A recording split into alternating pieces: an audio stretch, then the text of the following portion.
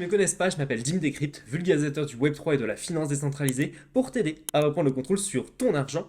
Et aujourd'hui, on va parler Bybit. Alors bien évidemment, si tu veux utiliser la carte, n'hésite pas à retrouver dans la description de cette vidéo un petit lien où Bybit t'offre 25 $ offerts. C'est gratos, c'est cadeau, profites-en parce que ça va durer jusqu'à la fin mars. Bon, on se rend donc sur l'application. Et pour obtenir la carte, si ça t'intéresse, tu vas dans la page d'accueil de l'application et tu vas sur le plus. Et tu descends, tu vas dans l'onglet Finance puis Card. Pour faire ta demande, il va te falloir donc vérifier ton identité sur Bybit au niveau 1 puis niveau 2. Donc il va te demander ton adresse mail, ton numéro de téléphone. Il va te demander aussi le passeport, soit la carte d'identité, soit un titre de séjour si tu n'es pas citoyen français, et sinon une carte de permis de conduire. Ensuite, il va te demander aussi une preuve de résidence, donc tu peux donner soit une facture d'électricité, une facture d'eau, une facture de téléphone, etc. Mais pour vraiment prouver que tu habites bien à tel lieu. Et ensuite, tu vas avoir un selfie. Après ce selfie, tu auras donc des questions de sécurité.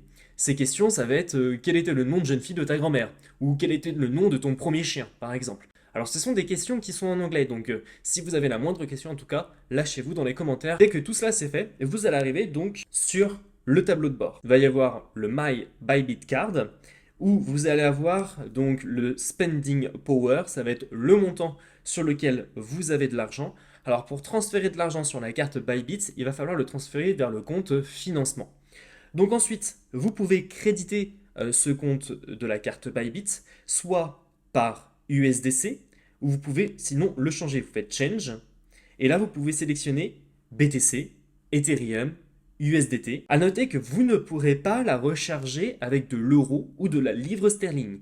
Ce n'est que par crypto. Donc faites attention, si vous vivez en France, la conversion crypto-euro est imposable sur les plus-values. Je ne voudrais pas que vous ayez une surprise après, arriver à la fin de l'année. Il faut déclarer toutes les transactions que j'ai fait avec ma carte Bybit, c'est un peu la galère, etc. Donc faites attention à ça, et si vous avez des questions, n'hésitez pas à aller voir ma vidéo sur comment déclarer son compte crypto, notamment le compte crypto Bybit, mais aussi les plus-values. Ensuite, tu as, dans l'onglet My Bybit Card, tu as les Bybit Points. Les Bybit Points vont te permettre de les utiliser dans la marketplace qui vont sortir courant de l'année. Ensuite, tu as 4 onglets: Deposit, Card, Transaction et Point. Donc Deposit. Ensuite, nous avons Card, où là on va avoir le détail de notre carte bancaire avec son numéro et les 4 derniers chiffres. Ensuite, la date d'expiration et le CVV, le code de sécurité au dos de la carte. Lorsque vous allez vous inscrire, vous n'aurez qu'une carte virtuelle.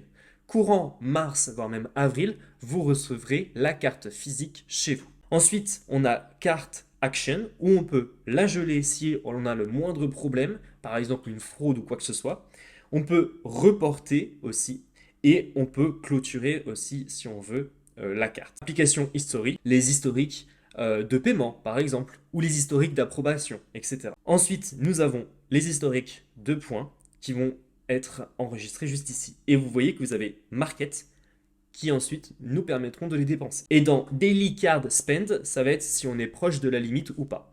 Alors à savoir que la limite par jour, ça va être de 5 000 €. Si de 50 000 € par mois et 250 000 € d'utiliser avec la carte par an. Donc franchement, il faut y aller quand même. Ensuite, au niveau des frais, vous allez avoir 0,5% de frais sur le taux de change entre par exemple du BTC et de l'euro, ou de l'USDC et de l'euro. Bien sinon, vous n'avez pas d'autres frais, vous n'avez pas de frais de retard, vous n'avez pas de frais dormants. Alors les frais dormants c'est quoi? C'est si vous n'utilisez pas votre carte bancaire, bien vous ne serez pas facturé, comme par exemple sur Fortuneo, ou si vous n'utilisez pas votre carte, eh bien ils vous facturent, je crois c'est 9 €.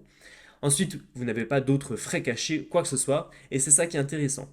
Du point de vue du retrait, pour le moment, vu que c'est une carte virtuelle, on ne peut pas retirer dans un ATM. Donc on va voir après par la suite au niveau de ces améliorations. Forcément, lorsqu'on va recevoir notre carte physique, on va avoir cette limite de retrait. Et donc je te mettrai dans les commentaires. À savoir que si tu souhaites l'intégrer avec Apple Pay ou Google Pay, alors malheureusement actuellement ce n'est pas possible. Mais courant de l'année 2023, Bybit va mettre ça en place. Si tu veux par contre une astuce pour l'utiliser maintenant sur Apple Pay, Moi personnellement, je l'utilise avec la carte Curve Card. J'en ai fait d'ailleurs une vidéo il y a très longtemps sur cette carte, mais en gros, c'est une carte qui contient d'autres cartes dans cette même application. Et ce qui est intéressant, c'est que la carte Bybit est compatible avec l'application Curve Card. Tu pourras payer avec ta carte Bybit via Curve Card sur Apple Pay. Alors si tu veux mon avis sur la carte Bybit, je trouve qu'elle est intéressante du point de vue de son accessibilité à différents réseaux, notamment parce que Bybit est disponible sur Zcash, sur Arbitrum, sur Polygon, sur Optimism, etc. À contrario à d'autres plateformes concurrentes où ce n'est pas le cas. Par contre, il y a un avantage assez important, c'est que Bybit n'accepte pas l'euro. Et ça me freine beaucoup. Pourquoi? Parce que je n'ai pas envie de déclarer la moindre transaction pour l'achat du pain ou l'achat de mes courses, pour la déclaration ensuite des impôts sur les plus-values. Ça n'a aucun sens. Je pense que je vais l'utiliser, mais à très bon escient, et je vais l'utiliser juste au cas où. Voilà les amis, si vous avez la moindre question, en tout cas je suis dispo dans les commentaires, poste-moi ton avis sur cette carte, dis-moi ce que tu en penses. Est-ce que tu penses que tu vas l'utiliser? Si oui, comment? Et sinon, pourquoi tu ne l'utiliseras pas? En tout cas, j'attends tes réponses avec impatience dans les commentaires. Tu retrouveras bien évidemment en description mes références pour cette vidéo. Pense à t'abonner et à la liker, mais aussi à la partager à d'autres personnes. C'était Dim Decrypt et on se retrouve la prochaine dans une autre vidéo. Allez, ciao ciao!